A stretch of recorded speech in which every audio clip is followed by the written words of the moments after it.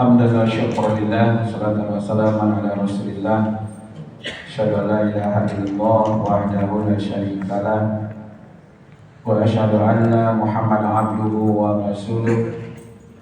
Allahumma shalli wa sallim ala Muhammad wa ala alihi wa ashabihi ajma'in. Allahumma arhamna wa ahlana bil Qur'an. Allahumma akrimna wa ahlana bil Qur'an. Allahumma inna nas'aluka huda wat tuqa wal afafa wal ghina. Allahumma inna nas'aluka 'ilman nafi'an wa rizqan thayyiban wa amalan mutaqabbalan ya muqallibal qulub tsabbit qalbina ala dinika. Amin ya rabbal alamin. Allah Ta'ala fil Qur'anil Karim, a'udzu billahi minasy syaithanir rajim. Bismillahirrahmanirrahim. Utlu ma uhiya ilaika minal kitab wa aqimis shalah, innas salata tanha 'anil fahsya'i wal munkar. Sadaqallahul azim. Bacalah kitab yang telah diwahyukan kepadamu di kala sholat. Sesungguhnya sholat itu bisa mencegah dirimu dari perbuatan keji dan mungkar. Maha benar Allah yang Maha Agung. Bapak Ibu yang kita hormati, alhamdulillah kita diberi selalu kekuatan untuk Allah mengabdi kepadanya, beribadah kepadanya, terutama ibadah sholat, dan kita berdoa mudah-mudahan sholat kita ini diterima di sisi Allah. Amin ya rabbal alamin.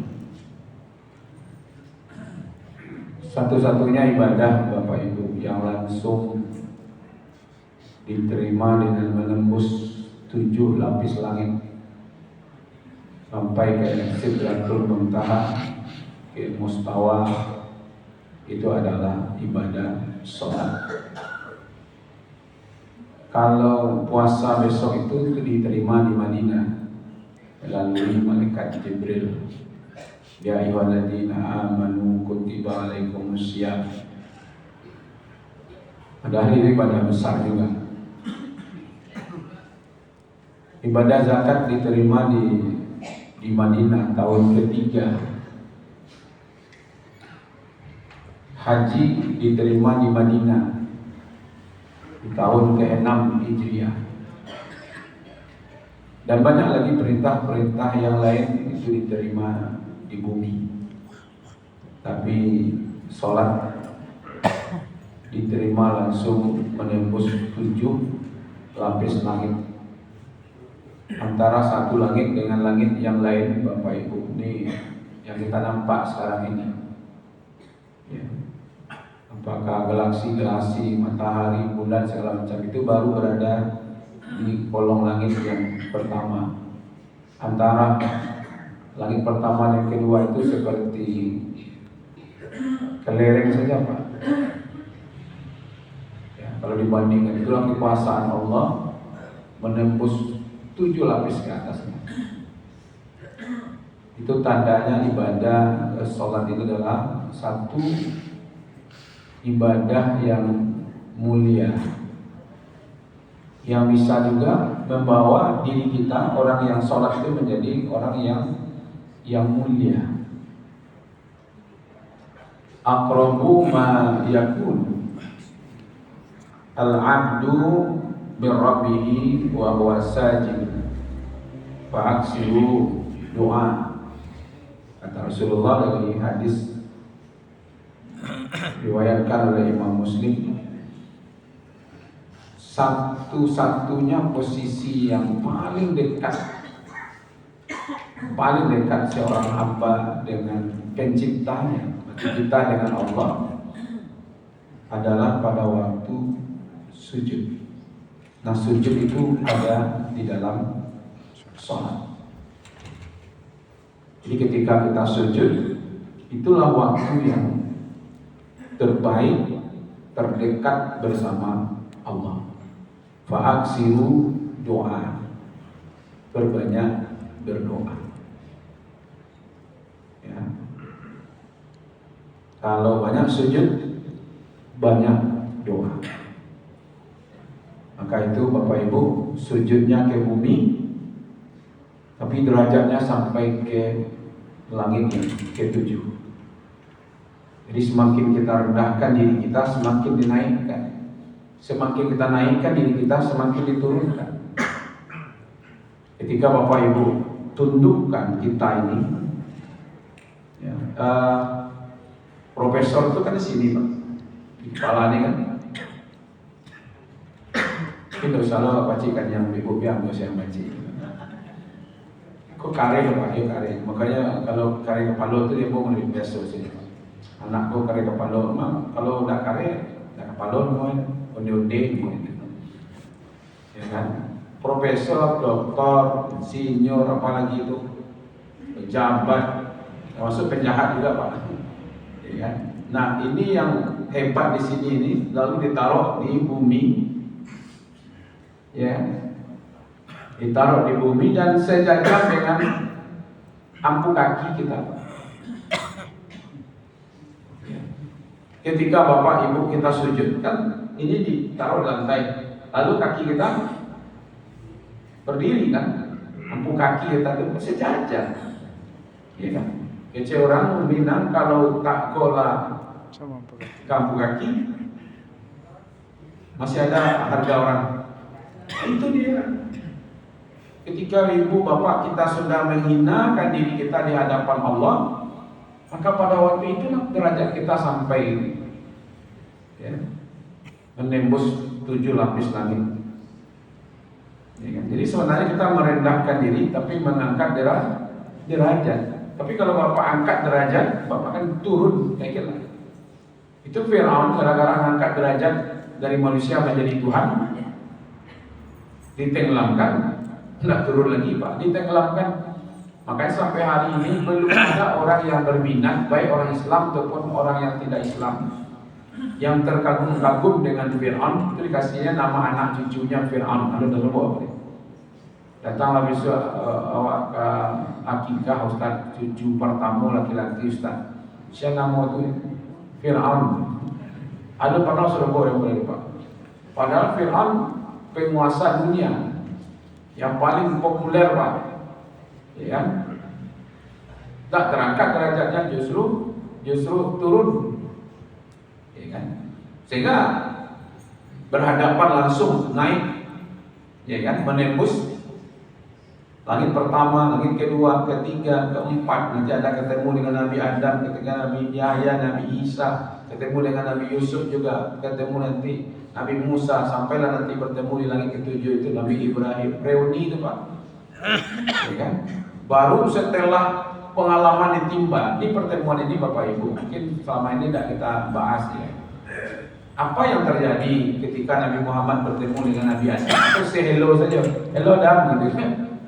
Ada menggali ilmu di situ, pengalaman hidup Nabi Adam itu seperti apa, siapa lawan beratnya, itu iblis. Nah, diberi ilmu kepada Nabi.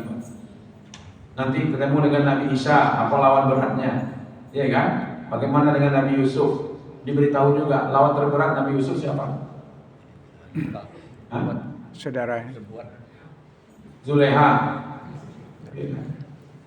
Jadi Zulekha itu siapa dulu? Perempuan, ya kan? Dia perempuan. Maka itu yang talok godaan perempuan pun Nabi Yusuf ya Pak.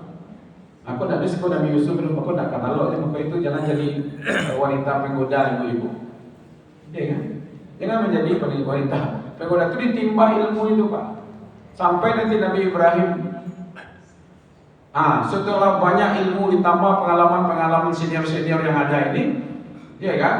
Kemudian diperlihatkan kekuasaan Allah, baru di atasnya itu diterima, ya kan? Sholat itu Pak. Jadi tidak langsung saja dengan barkun ya, secepat kilat dari Masjidil Aqsa ke Sidratul Muntaha ke Mustawa, tidak begitu. Langsung terima sholat, pulang lagi enggak. Ditimba dulu Pak pengalaman hidupnya Nabi Adam, Nabi Isa, Nabi Yahya, sampai nanti Nabi Yusuf, sampai Nabi Musa, Nabi Ibrahim.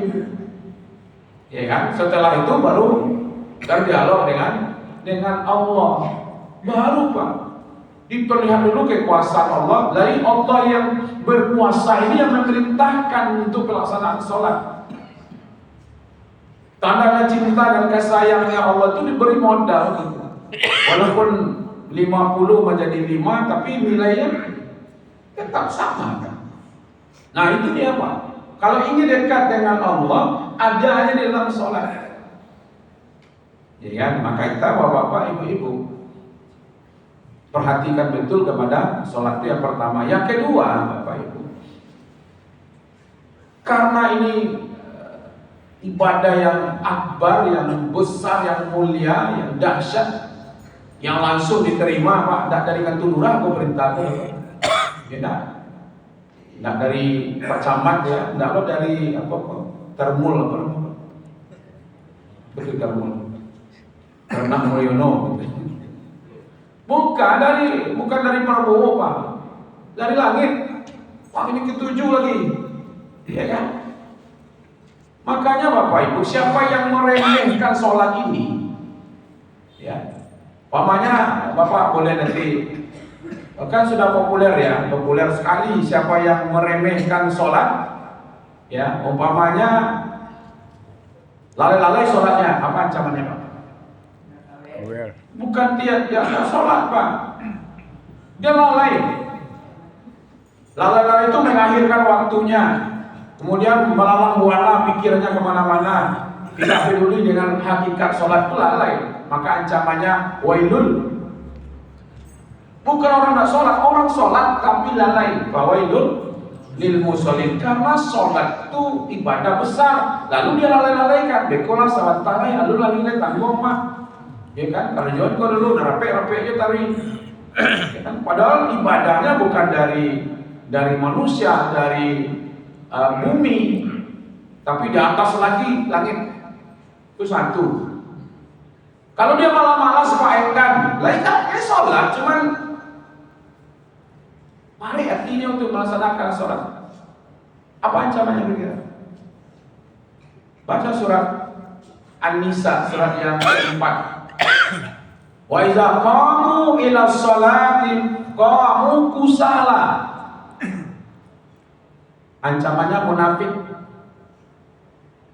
Siapa yang mendirikan sholat dengan malas-malas, kusala, dia dicap oleh Allah, bukan saya Pak. Allah cap ini orang munafik. Maka itu jangan pernah merasa kita ini bebas dari sifat munafik. Kalau ada dalam hati Bapak Ibu, saya ini tidak munafik, dia Ustaz. Itulah sebenarnya munafik. Ketika dia merasa bebas dari sifat munafik, maka pada waktu itu dia sesungguhnya sedang berada di posisi munafik. Ketika Bapak Ibu kita tidak aman dari sifat munafik, itulah sesungguhnya orang yang beriman. Nah, ketika mungkin pernah dulu ya, mungkin pernah jadi wajah enggak mungkin Bapak. Dulu pernah malam-malam sholat gitu, bareng-bareng enggak? Ada di situ. Ketika kita berat di situ, malas bangkit dari tempat kerja kita, duduk kita, apa yang kita kerjakan untuk sholat itu, malas. Pada waktu itu kita sedang meraih namanya predikat munafik. 142 surat An-Nisa. Di 144-nya Allah jelaskan langsung, innal munafiqina fi darkil asfal minan nar. Sesungguhnya orang-orang munafik yang tadi malas-malas sholat itu, maka kami taruh mereka di kerak-kerak neraka. Bukan tidak sholat Pak, ya kan? Wa iza qamu ila sholati qamu kusala. Karena ibadah sholat itu bukan ibadah yang ringan, ibadah yang remeh-temeh, tapi ibadah yang besar dan mulia. Ketika orang mengerjakannya malas-malas, ini ancamannya kata Allah. Ketika dia tidak mengerjakan karena Allah, terselip karena manusia, ingin apa namanya itu Pak? Kalau ada kamera, tuh datang gol. Kapan perlu disam, kan ada tuh pasang kamera. Pernah celik Pak ya? Yang mau jadi pejabat tuh calian sholatnya, dia sholatnya di masjid. Kadang-kadang kapai ke masjid cuma dada tuh Pak. Kenapa apa? Tiap hari ke masjid dada. Ya kan? Kenapa nak jadi pejabat kan? Yuraun. Itu Pak. Orang yang kan ada tadi wailul lil musallin alladzina hum an salatihim sahun alladzina hum yuraun. Ya kan?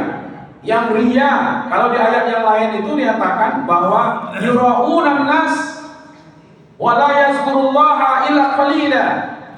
Mereka itu sholat supaya dilihat orang lain, dipasang apa namanya itu Pak? Yang ingin di kamera merah itu tampil hebat-hebat itu apa namanya? Tahu loh ibu ya, citraan. Tapi tidak pakai citraan ya. Pencipta sholat, Pak, dia berhubungan dengan Allah. Allah melihat dia, Allah mendengarnya, Allah mengetahuinya, tapi hatinya tidak kepada Allah. Apa ancamannya itu? Ya kan? Orang-orang yang seperti ini, ada sedikit saja yang ingat kepada Allah. Dia ngomong, tapi hatinya tak kemana-mana. Ya kan? Ke kamera lah, kepada orang lain lah. Itu Pak ancamannya. Wailul. Usalah. Ya kan? Malah ada lebih fahalafa min ba'dihim khalqun adau shalah wa tabau syahawat fasawfa yalqauna ghayya. Maka datanglah nanti generasi-generasi setelah mereka yang menyia-nyiakan salat. Bu, banyak mengadu jemaah Ustaz. Lapan daun mencoba menyeru anak salat. Kalau mau tahu Allah bentuknya mencoba daun kau mana? Tunggu daun di situ dah.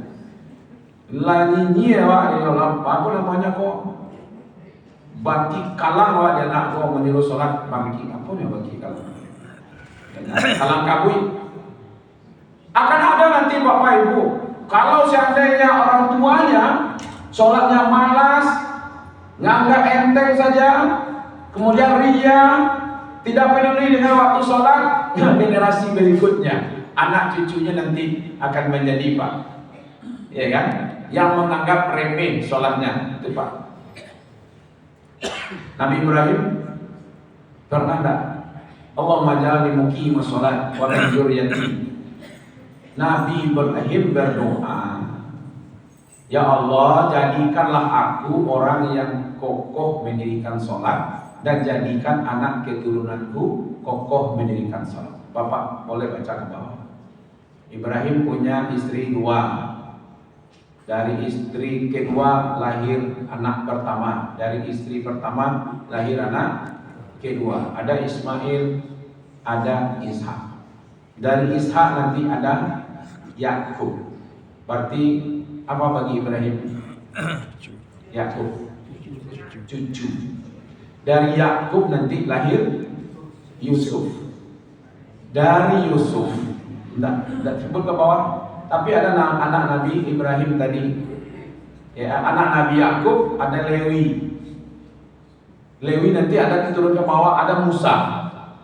Jadi Musa itu udah masuk keturunan yang berapa tuh dari Nabi Ibrahim. Itu Pak. Jadi kalau bapak-bapak ibu-ibu berdoa kepada Allah, ya Allah mohon jadikan aku dan anak cucuku orang yang sholat. Ibu-ibu bapak memperhatikan sholat, nanti anaknya akan mendirikan sholat. Doa itu sampai 7 keturunan ke bawah ada pengaruhnya Pak. Maka itu kalau kakeknya abai sholatnya tidak peduli, nanti anaknya ke bawahnya pengaruh sampai ke cucu nanti. Jadi kalau ada cucu-cucu hari ini yang susah ngaturnya, tolong rujuk ke atasnya. Jangan-jangan dulu kakeknya mandat juga Pak. Apalagi orang lainnya. Nabi Ibrahim Pak berdoa, ya Allah muqima sholati wa min dzurriyyati, dan Allah tolong jadikan aku orang yang kokoh dalam melaksanakan sholat dan juga jadikan anak keturunanku. Jadi apa doanya apa? Ya kan? Yang belum anaknya sholat doakan selalu supaya Iya kan? Nah apalagi kalau tidak sholat Pak, ini lebih parah lagi nih Pak. Kontan. Orang yang tidak sholat itu lebih parah lagi. Fi jannati yatasaalun. Bertanya-tanya orang dalam surga. Apa yang ditanyakannya? Masalakakum fis saqar. Apa yang menyebabkan kalian masuk ke dalam neraka? Lalu dia menjawab, walam nakum minal musallin. Jadi orang yang tidak sholat, mati dalam keadaan tidak sholat, menurut Allah tempatnya di dalam neraka saqar. Tak beri apa terpada, ya kan? Tapi menurut Allah. Dan mau mana Pak jalan sholat sunnah pasal Pak, aku calon munir ibu orang itu, ya kan? Itu ancaman Allah.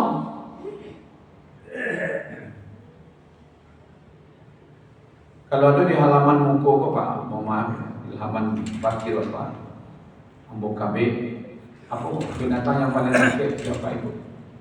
Di rumah banyak, yang paling sakral kecil orang pertama boleh tanya di jemaah Ustaz, ada mati kucing Ustaz di sekolah rumah itu tidak bisa dikubur, karena lewat tembok-tembok saya tanya Pak Ahmad, you tidak ada sampai numpang sampai orang punya tanah dan beli Ustaz, kucing aku mati.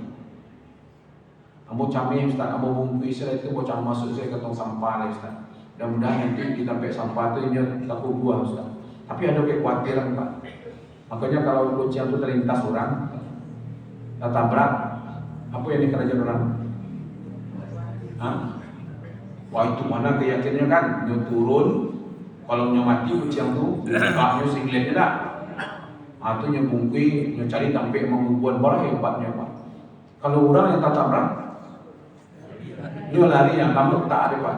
Kucing tabrak, dia kubuan Pak orang lah tabrak, hanya lari itu. Aduh, kok salah tu mindsetnya kan? Kini kucing yang dakek dengan kita itu Pak, mau kabeh. Ada orang rancak kucing apa namanya Bu? Orang dia rancak kucing cantik, non cantik beribu. Mau kabehan itu yang terbawa ke apa pertama. Itu mau paci obor untuk membakarnya Pak. Apa yang kali boleh lakukan? Apa lakukan? Kamu Pak melarang mau nak? Mau ngadu Ustaz, nah itu. Ketika kita membiarkan anak cucu kita, keponakan kita, tetangga kita, saudara kita tidak melakukan sholat, lalu kita diam saja. Dia kucing awak peduli, tapi dia orang tidak peduli. Ajak mereka Pak, ajak mereka, bawa mereka. Yang penting kita ajak Pak.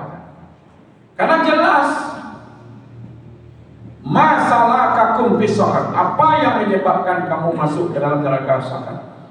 Lalu dia menjawab, lam nakum minal musallin. Kami tidak termasuk orang yang sholat. Bapak Ibu begini. Kalla idza balagatit taraqi wa qila man raq wa zanna annahu firaq wa tafatis saku bisa wala sholat. Itu salah satunya begini Pak. Ketika roh sudah sampai di tenggorokan, di kerongkongan. Kerongkongan itu batas tulang ini Pak, tulang tengkorak dengan tulang dada. Itu namanya hulukum atau taroki. Kalau rohnya sudah sampai di situ, lalu ditanya, dokter yang mana lagi yang bisa menyembuhkan? Ilmuwan yang mana lagi yang bisa? Kekuasaan yang mana lagi? Kehebatan yang mana yang bisa menolongmu lagi? Tidak ada lagi. Baru dari situ manusia berpikir, yakin, zanna annahul firaq. Inilah hari perpisahan. Tidak sampai Pak, hari kematian dah. Kalau mati tak kenalnya oke Pak. Kau tak kenal hari perpisahan. Bapisah johara tu, nan salamu kau tak namo awak bapisah dia. Orang lah azan, dia sibuk dengan tuanya. Kini nya baru paham, kau bapisah dengan tuan. Dia sibuk dengan otonya Pak, kini nya paham hari berpisah dengan mobil. Nyo sibuk dengan anaknya, situ nyo paham kok bisa jo anak. Maka disebut wazadna annahul fira farqa tafarraqu, bacarai babisa. Wa tafatisaku bisa, pada waktu itulah dicabut rohnya, lalu rasanya itu Pak bertaut betis kiri dengan betis kanan, di menahan sakitnya mati. Apa penyebabnya? Wala sholat, karena dia tidak melaksanakan sholat. Ya, orang yang tidak sholat itu Bapak Ibu itu matinya meragam Pak. Walaupun bagi kita tidak nampak, mungkin kita tantang saya matinya, tapi yang dirasakannya luar biasa. Itu informasi Al-Quran surah Al-Qiyamah 26 sampai 30 itu. Oh, barang dahsyat itu Bapak Ibu. Kematian yang dirasakan disebut ya apa? Innal malaika yadribuna wujuhahum wa adbarahum fazuqu azabul hariq. Pada hari itu malaikat Pak, kata wayang lebo Bapak Ibu, ketika dalam keadaan sakratul maut tadi itu, malaikat memukul mereka. Wajahnya mereka pun dipukul, punggungnya dipukul. Karena dia orang nampak Pak ya. Orang-orang kafir, orang-orang tidak sholat itu nanti kan nampak ada malaikat memukul. Kalau nampak di Bapak Ibu malaikat memukulnya mungkin di masa haji sih tadi mungkin makan lemak, orang makan petang mau cari malaikat memukul. Iya kan? Jadi tidak nampak apa. Ya teribu wujuhahum wa adbarahum, sambil mengatakan fazuqu azab. Itu kalau yang anggap remeh-remeh temeh itu sholat. Padahal diterimanya di menembus langit yang ke-7. Kalau diterimanya di atas langit yang ke-7, berdialog dengan Allah, kita berada di bumi, maka sebenarnya Bapak Ibu, sholat itu penghubung antara bumi dengan langit. Makanya ketika Bapak kita berbisik ke bumi, itu bisikan itu tembus sampai ke langit. Nah, terakhir Bapak Ibu begini, saya ingin sedikit berbagi saja begini. Ada 4 yang harus Bapak rasakan, Ibu rasakan. 1, rasa berhadapan dengan Allah. Karena sholat itu dari Allah Pak, dari langsung kan. Nah, kini awak ketika mengerjakan sholat itu ada rasa sedang berhadapan dengan Allah. Walaupun di bumi, satu di langit, dalam makna kekuasaannya, tapi Allah kan tidak bertempat. Tapi yang jelas Nabi menembus 7 lapis langit. Berarti kan di luar langit yang 7 ini. Oke, disitulah ada rasa berhadapan. Ketika rasa berhadapan itu muncul Pak, lalu ucapkan kalimat Allahu Akbar. Rasa itu yang perlu Pak. Tidak usah diperdebatkan apa sampai malu Ustaz, sampai telinga Ustaz, tidak usah. Itu udah kaji dah lama dibahas. Rasa Pak, tangan diangkat, awak berhadapan dengan Allah. Kosam puluh jari sabale jo kapalo, mana namanya menyerah, membana, harus masuk itu. Jadi betul-betul dulu diserahkan diri kita, Allahu Akbar, berhadapan dengan Allah. Walaupun kita di bumi, itulah tembus sampai ke langit. Nanti ketika kita mengucapkan Allahu Akbar, itu berdialog Pak. Kita mengatakan Allahu Akbar, berdialog dengan Allah. Apa yang Bapak Ibu baca, rasakan berdialog Pak. Saya belajar mencoba mendialogkan itu Pak. Jangan dikira Bapak Ibu ketika kita membaca ayat, kita dialog. Ada Allah yang mendengar, ada Allah yang mengetahui, ada Allah yang melihat.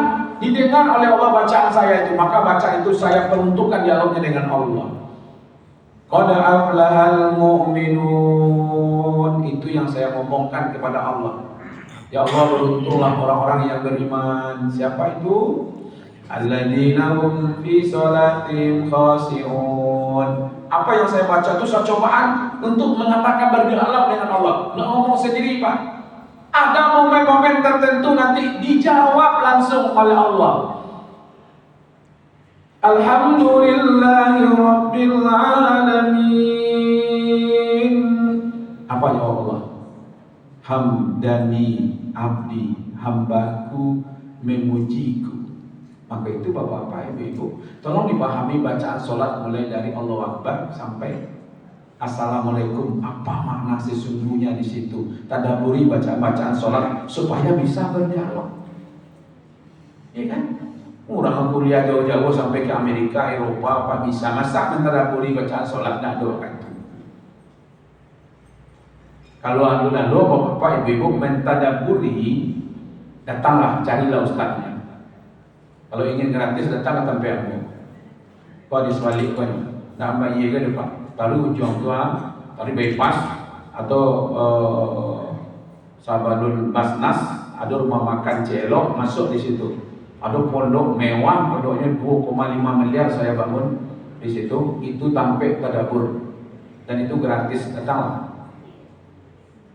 Sampai kali sepekan, Sabtu sampai zuhur, Ahad sampai zuhur, kemudian Rabu sampai zuhur, kemudian hari Jumat sampai jam 9.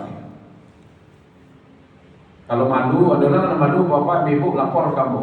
Ambo lu pandai baca Quran sakit Allah Ustaz. Ada ruang khusus, ada guru khusus untuk mengajar. Dan itu semuanya gratis Pak. Ya kan? Karena saya diberi oleh Allah melalui jemaah semuanya. Bangunan 2,5 miliar. Belum tanahnya lagi Pak. Sekarang dikasih lagi nih. Oh luar biasa Pak. Tidak ada yang bayar. Ya kan? Artinya Bapak Ibu Asia lagi. Aku nanti takut ditanya malaikat, apa yang kamu lakukan dulu untuk umatmu, untuk masyarakat. Aku yang banyak lebih. Ya kan? Ketawa Bapak Ibu. Ketawa yang nampaknya Sungai Sapi kan? Ini kan? Ini rata-rata tuh kalau hari Rabu, Sabtu ini di atas 30, 40, 50 orang, ya kan, hadir di situ. Tidak ada bayar Pak. Ya kan? Asalnya nama belajar, alah, ya kan. Dan artinya Bapak Ibu, kapan lagi? Soalnya artinya Pak. Ya, kalau aku dah nampil-nampil, Pak aku wajah-wajah kapan isin Pak aku ini. Apa yang Pak patang kau disolatkan di Masjid Raya Syekh Ahmad Kati Al-Minangkabawi 20 jenazah Pak yang tidak tahu identitasnya. Pernah dengar Pak kan? Di kubur di mana? Iya. Tidak jadi Pak kita mendadak seperti itu saja kan? Ada yang terpotong-potong, ada yang tidak ada identitas, tidak ada pakaian segala macam. Apa itu dakiknya? Ambil oleh Pak. Ya kan? Nah, terhubung tuh. Di ketika awak membaca tu ya membaca tu paham awak lalu diungkapkan kepada Allah, Allahu Akbar. Allah tu di depan. Anta'budullah ka'annaka tarahu. Kau sembah Allah itu seolah-olah Allah di depanmu. Fa'ilam takun tarahu, kalau kamu tidak bisa melihat Allah, yakinkan dirimu sedang dilihat oleh Allah. Itu sholat. Itulah makanya langsung diterima, menembus, berarti sholat itu sendiri bisa menembus 7 lapis langit. Perbaiki sholat, maka Allah akan memperbaiki hidup kita dunia sampai kepada akhirat. Terima kasih atas perhatiannya, mohon maaf atas kekurangan. Wabillahi taufiq wal hidayah.